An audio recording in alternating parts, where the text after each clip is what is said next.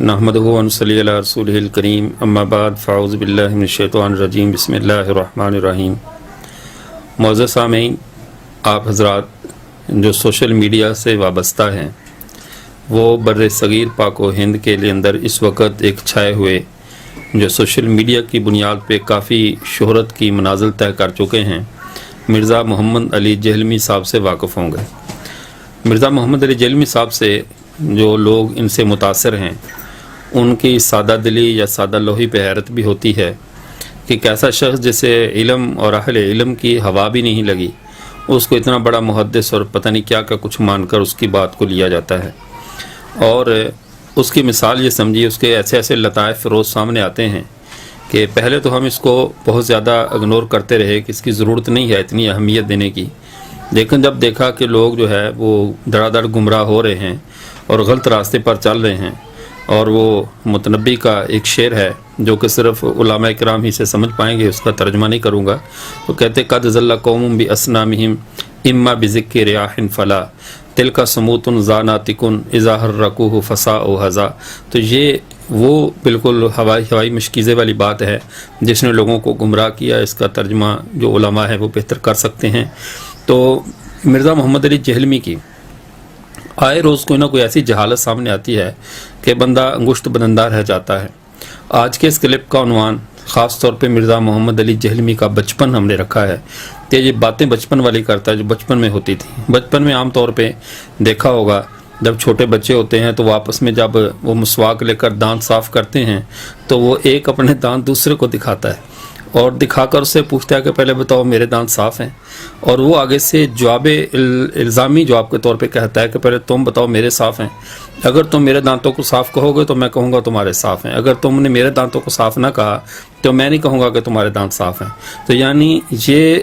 گواہی بھی وہ اس بنیاد پر دیں گے کہ یہ میرے بارے میں جو گواہی ہے، اردو میں اس کو محاوروں میں تو مرا حاجی بگو منترا حاجی بگو، تو مجھے حاجی کہا میں تجھے حاجی کہوں گا۔ تو یہ ہم نے تو کہاوتیں سنی تھیں یا بچوں کے وہ کھیل دیکھے تھے، لیکن مرزا محمد علی جہلمی صاحب ابھی تک اپنے بچپن سے باہر نہیں آئے اور بڑے بڑے شریف فیصلوں کے اندر بھی وہ بچوں والی باتیں کر رہے ہیں۔ آج ان کا ایک کلپ جو میرے ایک شاگرد احسان اللہ سید کی وساطت سے موصول ہوا، اس میں جناب صاحب مرزائیوں کی تکفیر کا ایک عجیب ضابطہ بیان کر رہے ہیں، کہہ رہے قادیانیوں کو ہم کافر اس لیے کہتے ہیں کہ وہ ہمیں کافر کہتے ہیں، وہ ہمیں کافر کہنا چھوڑ دیں ہم انہیں کافر کہنا چھوڑ دیں گے، یہ وہی تم میرے دانتوں کو سفید کہو گے تو میں تمہارے دانتوں کو سفید کہوں گا ورنہ میں نہیں کہوں گا۔ تو یہ بچپن والی حرکت ہے۔ اس کلپ کو پہلے ملاحظہ فرمائیں پھر اس کے حوالے سے بات کرتے ہیں۔ میرا موقف کیا ہے وہ یوٹیوب پہ آپ جا کے لکھیں قادیانی فرقہ کو دعوت اصلاح۔ میں ان کو اسلام سے اہل سنت سے ٹوٹا ہوا ایک فرقہ مانتا ہوں جنہوں نے اس بڑے لیول کا اختلاف کیا کہ ان کی تکفیر کرنا ہماری مجبوری بن گئی، کیونکہ انہوں نے اس اختلاف کی بنیاد پہ ہمیں کافر ڈکلیئر کر دیا، اور انہوں نے کہا جو غلام احمد قادیانی کو نبی نہیں مانتا ہم اسے کافر سمجھتے ہیں، تو جو ہمیں کافر کہہ رہا ہے پھر ہم حق رکھتے ہیں کہ ہم اسے کافر کہیں۔ اور میں نے کئی دفعہ یہ گولڈن کوڈ اپنا بیان کیا ہے لوگوں کے سامنے کہ اگر قادیانی ہمیں کافر کہنا چھوڑ دیں تو ہم ان کو کافر نہیں کہیں گے، اور میں نے کئی دفعہ یہ تھا ایک اصول مرزا محمد علی جہلمی صاحب کا، شاید ریکارڈنگ میں آپ نے سن لیا کہ میرا یہ گولڈن کوٹ ہے، اور بڑے پتہ نہیں یہ کہاں سے ایسا گولڈ لاتا ہے جسے بلیک گولڈ بھی بلکہ خراب گولڈ ہی کہا جا سکتا ہے کہ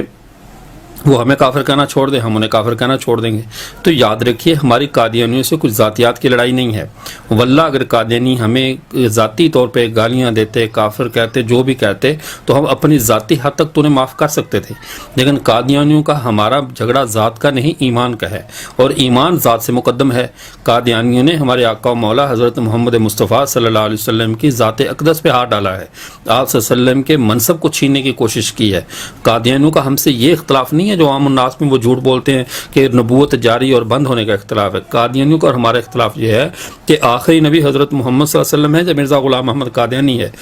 ان کا نظریہ یہ ہے کہ آخری نبی مرزا غلام احمد قادیانی ہے، محمد عربی صلی اللہ علیہ وسلم آخری نبی نہیں ہے۔ تو اب وہ ہمیں کافر نہ بھی کہیں تو کیا وہ مسلمان ہو جائیں گے؟ یہ کون سا تکفیر کا ضابطہ ہے جو مرزا محمد علی جہلمی صاحب نے نکالا؟ کسی کے بھی کفر کے لیے کم از کم 3 شرائط ہیں جن کو دیکھا جاتا ہے، جو علامہ ابن تیمیہ رحمہ اللہ نے بھی نقل کی ہیں، شاید مرزا صاحب کو پڑھنے کا موقع نہ ملا ہو، ان اور قاضی ایاز رحمہ اللہ نے اپنی کتاب شفا میں بھی نقل کی کہ اس کے اندر وہ فرماتے ہیں پہلی بات وہ کلمات کفر ہوں، وہ کام یا کلمات کفر ہوں۔ نمبر 2 اس میں تعمد پایا جائے، عمد بھی ہو۔ نمبر 3 اس پر اصرار بھی ہو۔ 3 چیزیں پائی جائیں تو تکفیر کا حکم ہوتا ہے۔ اگر کلمات کفر ہیں لیکن اس کا اندر اس کا عمل شامل نہیں ہے، خطاً منہ سے کلمہ کفر نکل گیا تو اس کے اوپر تکفیر کا حکم نہیں ہوگا، جس کو کافر نہیں کہا جائے گا۔ چون جیسے ایک صحابی کے بارے میں آپ صلی اللہ علیہ وسلم نے خود ایک آدمی کی مثال دیتے ہوئے کہا کہ ایک آدمی ان اللہ شد فرحم بتوبۃ عبدہ نہ یتوب الیہ، مسلم شریف میں حدیث ہے کہ ایک آدمی جنگل میں اس کی اونٹنی گم ہو گئی اور پھر تک اس کی موت کے انتظار میں لیٹ گیا، اچانک دیکھا تو اس کی اونٹنی اس کے پاس کھڑی ہے، تو وہ بالکل خوشی سے اس کے منہ سے یہ جملہ نکل گیا اللہم انت عبدی وانا ربک۔ تو یہ کلمہ تو کفریہ تھا لیکن آپ صلی اللہ علیہ وسلم میں اخطا عبدی من شدت الفرح، یہ بندہ خوشی کی شدت سے خطا کر گیا۔ تو خطا کا حکم اور ہوتا ہے جو منہ سے ایسے کلمات نکل جائیں، لیکن اگر تعمد ہو، جان بوجھ کر قصدن کہے ہوں اور کلمہ بھی واقعی کفریہ ہو، یہ نہیں ہے کہ جیسے مرزا محمد علی جیلمی کفریہ سمجھے، حقیقت ہے کہ وہ واقعی کفر بھی ہو، پھر اطلاع دینے کے باوجود اس کا اس پر اصرار ہو اسی معنی پر جو کفریہ معنی ہے، تو پھر جا کر اس کی تکفیر کی جائے گی۔ لیکن اگر غلطی سے ایسا کلمہ نکلا،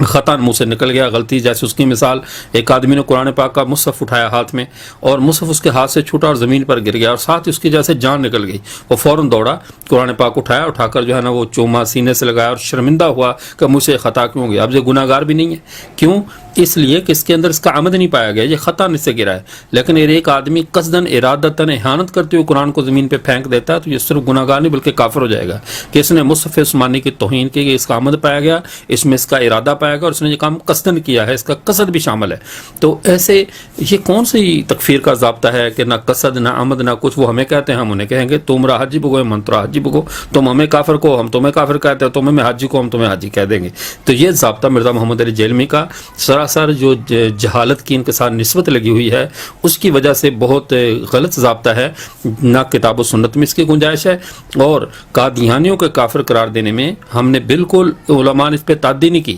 جس دور میں اس کا فتنہ اٹھا ہوا تھا، جو قریب کے علماء جاننے والے تھے وہ کہہ رہے تھے، تو بعید کے علماء پھر بھی تحقیق کا کہہ رہے تھے، وہ بار بار کہہ رہے تھے غور و فکر کرو، ایسا نہ ہو کہ ہم کسی مسلمان کو بلا وجہ کافر قرار دے دیں۔ وہ اتنی پوری تفتیش اور تحقیق کے بعد جب اس کا عمد بھی پایا گیا، ان کے وہی کفریہ معنی ان کی مراد ثابت ہوئی اور ان کو اس پر اصرار بھی تھا، تو امت نے اس کی تکفیر کا فیصلہ کیا۔ پھر قادیانیوں کو ایسے نہیں ہے کہ اندھا دھند فارغ قرار دے کر سیٹ پر ہو کر بیٹھ گئے ہوں، بلکہ باقاعدہ مناظرہ بہاولپور میں جو کم و بیش 10 سال تک چلتا رہا، 10 سال قادیانی کوشش کرتے رہے، اپنے کفر کو اسلام ثابت کرے، نہیں کر سکے، پارلیمنٹ کی کارروائی چلتی رہی، نہیں کر سکے، اور آج تک اپنے کفر کو اسلام ثابت نہیں کر سکے۔ تو اس لیے مرزا محمد علی جیلمی صاحب کافروں کی، قادیانیوں کی وکالت میں ان کے کفر کو اتنا ہلکا نہ لیں کہ ہم اس بنیاد پہ کافر کہتے ہیں کہ وہ ہمیں کافر کہتے، کل کو وہ اعلان کر دے کہ ہم مسلمانوں کو کافر نہیں کہتے، تو کیا پھر وہ مسلمان ہو جائیں گے؟ تب بھی قادیانی تب تک کافر ہیں جب تک یہ محمد عربی صلی اللہ علیہ وسلم جو دین لے کر آئے اس کو من و عن قبول نہیں کر لیتے، اور اس کی ایک ایک جزیہ کلیہ جو عقائد کے متعلقہ ہے، امت مسلمہ کی جو راہ ہے صراط مستقیم، جب تک اس پر نہیں آتے۔ قادیانی قرآن کو بھی مانے، سارے نبیوں کو مانے، اور جو ہے نا وہ تمام صحابہ کو بھی مانے، لیکن پیارے پیغمبر صلی اللہ علیہ وسلم کی ایک آیت کا بھی انکار کریں ان پر اترنے والی کا، تو یہ امت مسلمہ کا حصہ نہیں ہو سکتے۔ آپ صلی اللہ علیہ وسلم کا انکار کریں امت مسلمہ کا حصہ نہیں ہے۔ مسلمان ہونے کے لیے تمام امور دین کا ماننا ضروری ہے، اور کافر ہونے کے لیے سب کا انکار ضروری نہیں ہے۔ کسی ایک کا انکار بھی گویا سب کا انکار ہے، ایک نبی کا انکار گویا سب نبیوں کا انکار ہے۔ تو اس لیے جیلمی صاحب سے درخواست ہے کہ اپنے مطالعہ کو وسعت دیں، ایسے ہی خام خواہ فضولیات کر کے اپنی آخرت خراب نہ کریں۔ آپ کے جو لائکرز ہیں جو آپ فیس بک پر جن کی واہ واہ پر آپ خوش ہو رہے ہیں، ان سادہ لوگوں نے حشر میں آپ کے ساتھ نہیں جانا، یہ فیس بک پر ہی رہ جائیں گے اور یوٹیوب پر ہی، آگے آپ ہی کو جانا ہے، اللہ کے سامنے آپ ہی نے پیش ہونا ہے۔ اور خود آپ نے اپنے ایک ویڈیو بیان میں کہا کہ ہمارا یہ علمی فتنہ جب محدود تھا اور عالمی فتنہ نہیں بنا تھا، جب خود اللہ آپ کی زبان سے نکلوا رہا ہے کہ آپ ایک فتنہ ہو، فتنہ پھیلا رہے ہو امت میں، تو اس فتنے سے توبہ کرنی چاہیے آپ کو۔ آپ اصول تکفیر پر علماء کرام کی کتابیں موجود ہیں، ان کو پڑھ لیں، اور حضرت مولانا مفتی شفیع صاحب کی کتاب ہے، اسی طرح اور جلیل القدر اکابرین کی کتابیں اصول تکفیر پہ لکھی ہوئی ہے،